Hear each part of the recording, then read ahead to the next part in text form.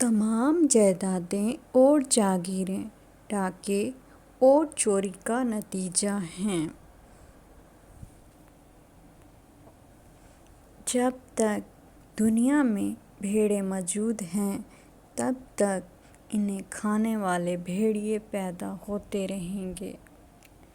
غریب و مفلس کے لیے صبر اختیار کرنا اور آرام سے بیٹھے رہنا خودکشی کے مترادف ہے۔ غریب ہو کر جو بے چین، جھگڑالو اور اپنے حقوق کی خاطر جدوجہد کرنے والا نہیں ہے، وہ ابدالآباد تک چاہے ذلت میں پڑا اپنے نصیبوں کو روتا رہے گا۔